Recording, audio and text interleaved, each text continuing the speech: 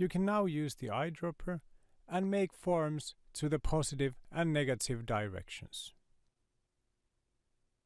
I remove most of the stuff on my paper.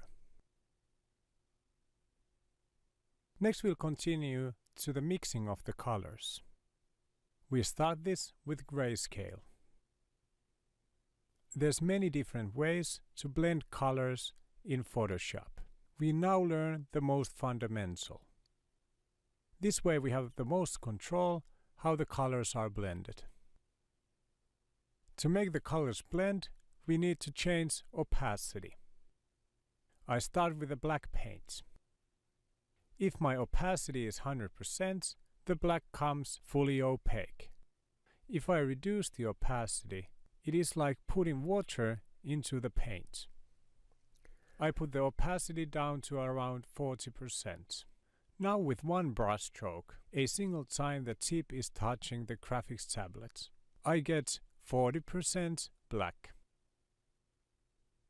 If I make another stroke, I get more color, a third stroke, even darker color, and so on. Until at some point I get black, because that is the paint I am using. I manage the opacity with the numbers from the keyboards. I set the opacity to 30% by pressing the number 3. I make a new color blend, now in the form of a flower. First petal, second petal, third petal, and so on.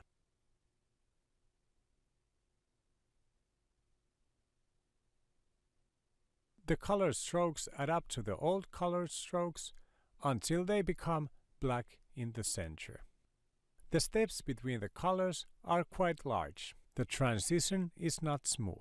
If I reduce the opacity even more, I get smaller steps. I add more water to the paint by putting the opacity down to 10 by pressing number 1. Now the steps between the colors are smaller. It takes more time to get the black color. The technique on the right isn't optimal. Blending colors with low opacity takes a lot of time and ends up with ghostly appearance. Now we'll learn a better way to blend colors. Normally we can blend colors with around 30% opacity, like on the flower on the left. I would like the flower petal to blend to the white background. Now the steps between the colors are too large. We can easily see the 30% gray on the white background.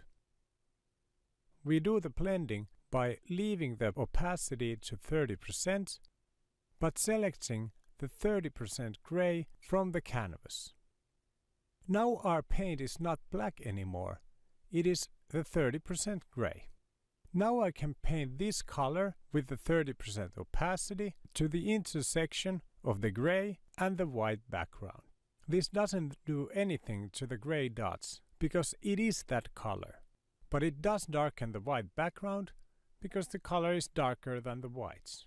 I now painted the gray color which was diluted down to 30%. I can continue painting with this color to the intersection area.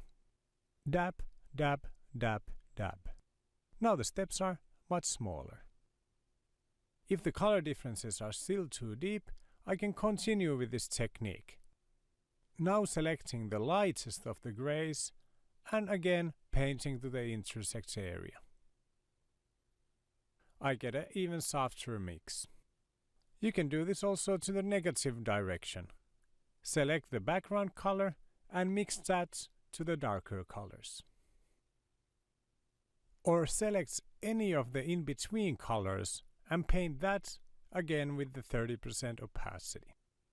You want to change your brushstroke movements to be variable dabs. This way you don't end up with ring-like blends.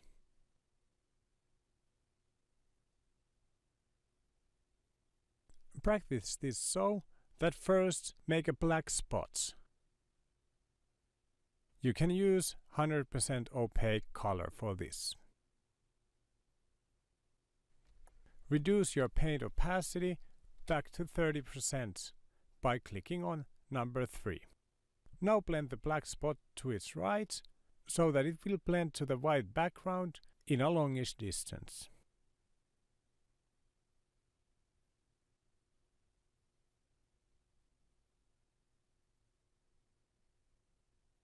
First I'll do the 30% steps, and then I want to blend these even more. I still keep the opacity in 30%, but now select the colors I have mixed on the canvas with Alt clicking.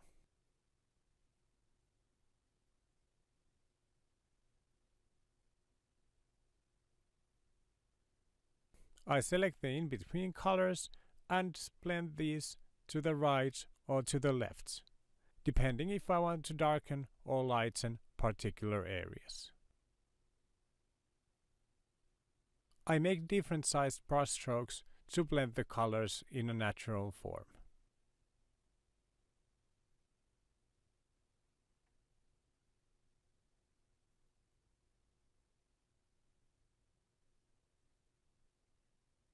This is how I can make a soft blending even though my opacity is up in 30%.